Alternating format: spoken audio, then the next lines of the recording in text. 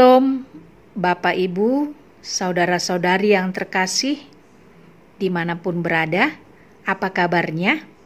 Kiranya dalam keadaan sehat dan sukacita selalu. Firman Tuhan yang akan saya sampaikan adalah khotbah Minggu tanggal 14 November 2021. Sebelum saya membacakan teksnya, terlebih dahulu kita bersatu di dalam doa. Damai sejahtera Allah yang melampaui segala akal, itulah kiranya yang menerangi hati dan pikiranmu untuk mendengarkan firman Tuhan dalam Kristus Yesus Juru Selamat dunia. Amin. Firman Tuhan yang hendak kita dengar diambil dari Injil Markus 13 ayat 1 sampai ayat 8. Demikianlah bunyinya. Ketika Yesus keluar dari bait Allah, seorang muridnya berkata kepadanya, "Guru, lihatlah betapa kokohnya batu-batu itu, dan betapa megahnya gedung-gedung itu."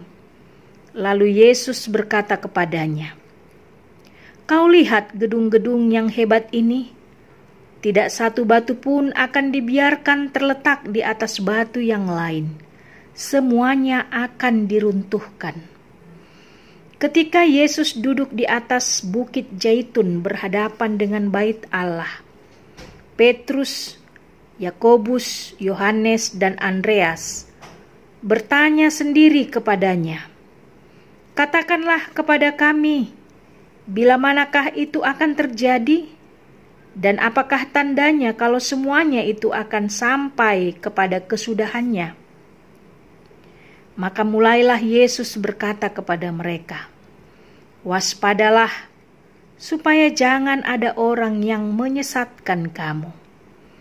Akan datang banyak orang dengan memakai namaku dan berkata, 'Akulah dia,' dan mereka akan menyesatkan banyak orang.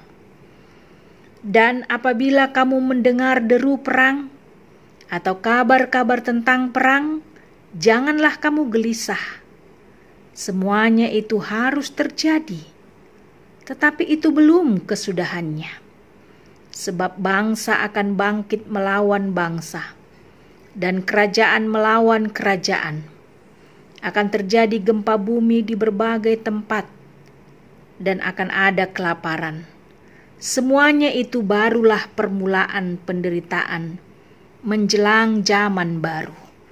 Demikianlah pembacaan firman Tuhan.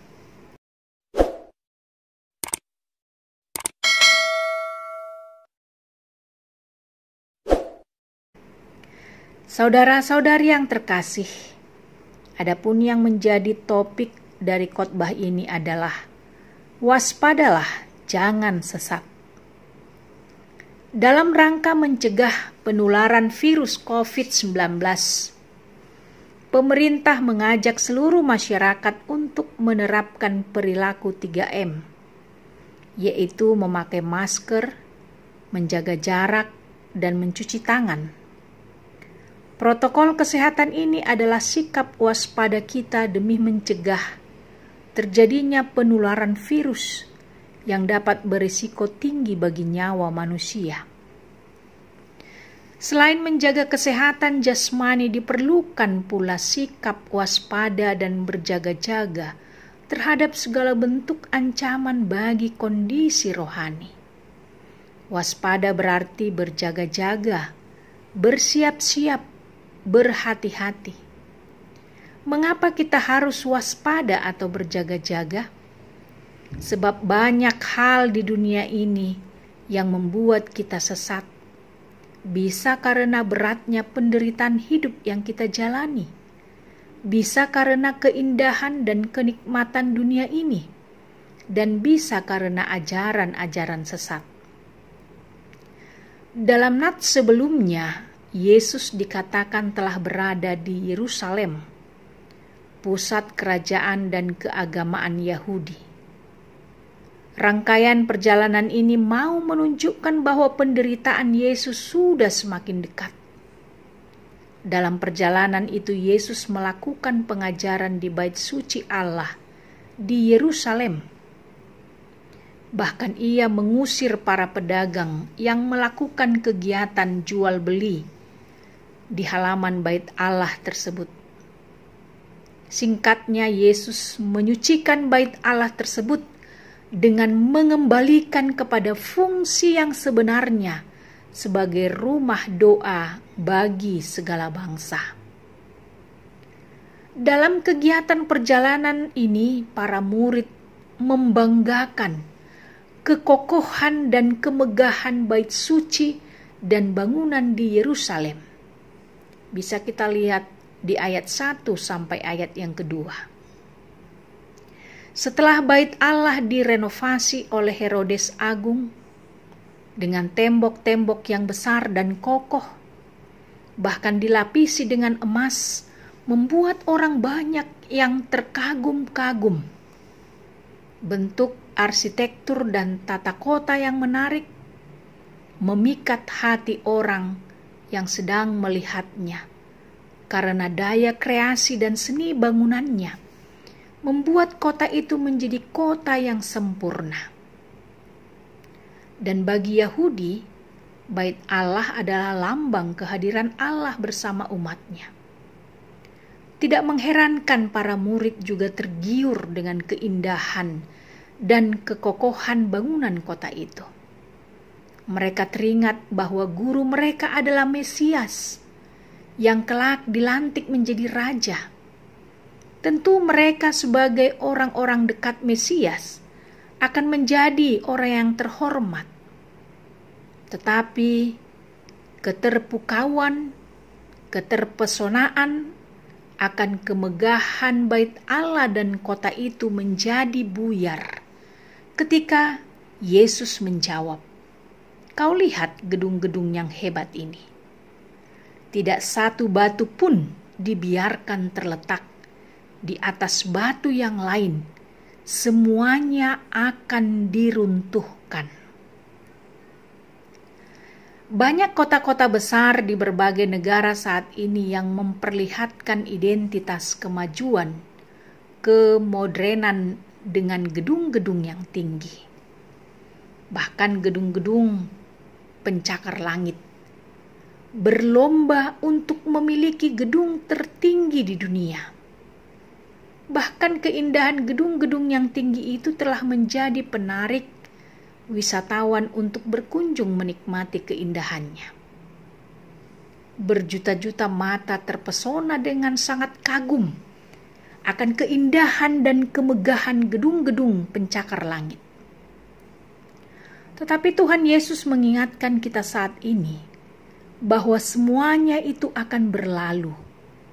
Bagaimanapun keindahan dan kecanggihan yang dibuat oleh manusia, semuanya ada batasannya.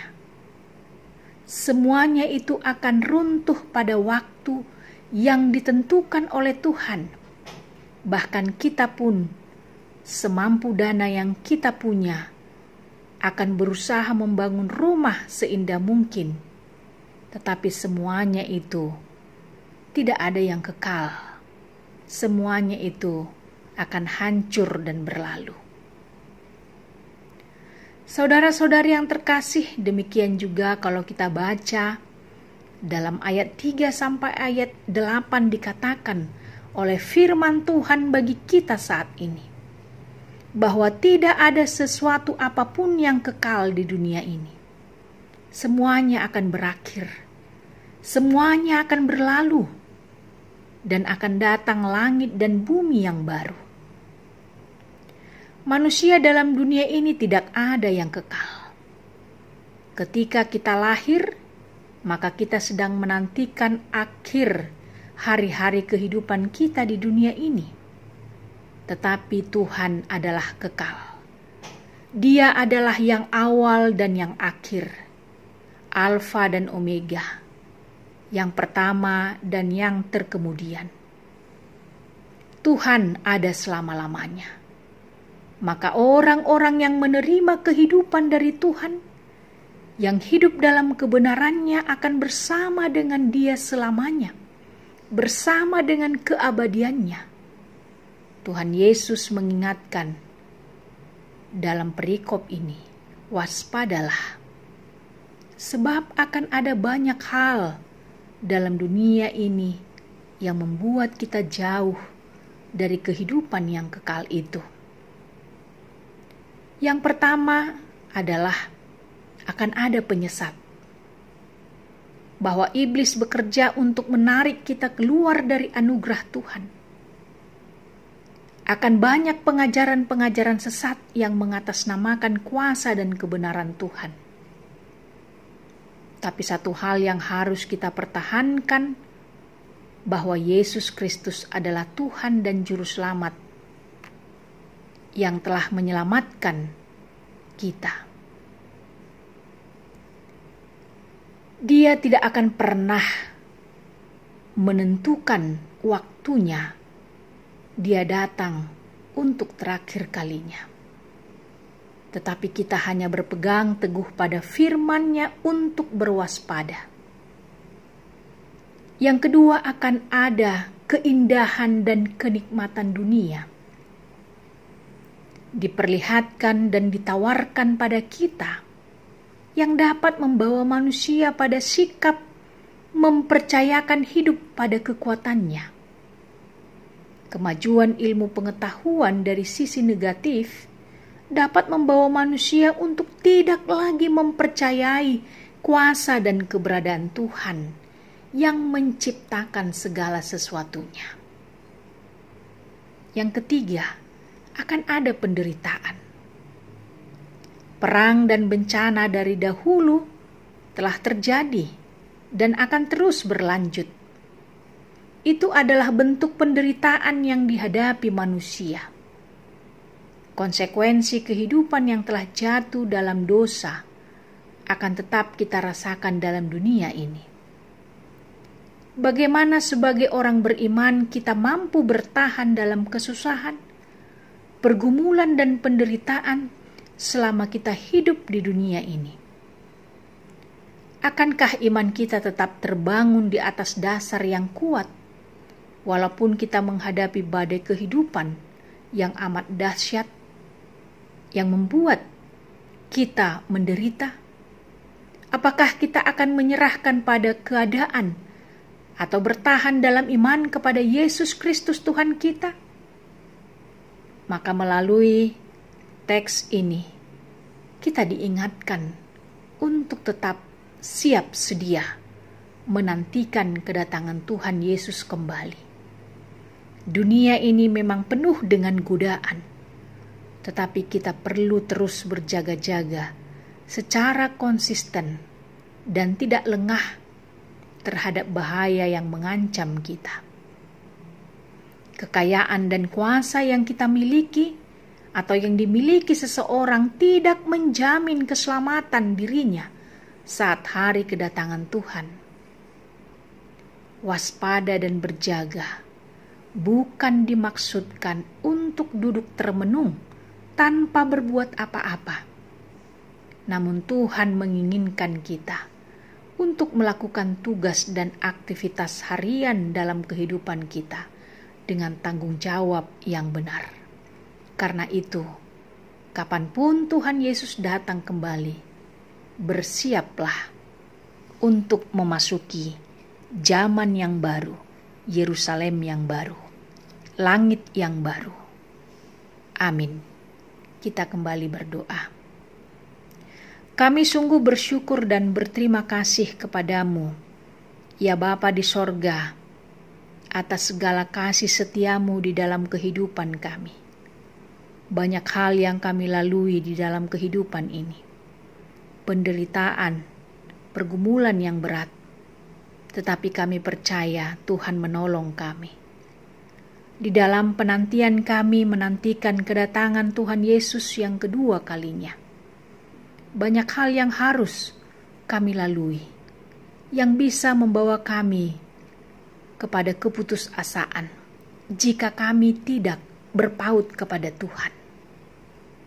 Karena itu, Bantulah kami ya Tuhan dengan tuntunan Roh-Mu, agar kami tidak lengah dalam persekutuan dengan Tuhan, agar kami tidak tertidur dalam kerohanian kami, tetapi penuhilah hati kami, keluarga kami, karya kami dengan kekuatan cinta-Mu yang tidak pernah berakhir sampai kedatangan-Mu yang kedua kalinya. Kami berdoa buat seluruh warga jemaat-Mu, mulai dari anak-anak, remaja, pemuda-pemudi, para orang tua bahkan yang sudah lansia, dimanapun mereka berada. Tuhanlah yang memberkati mereka.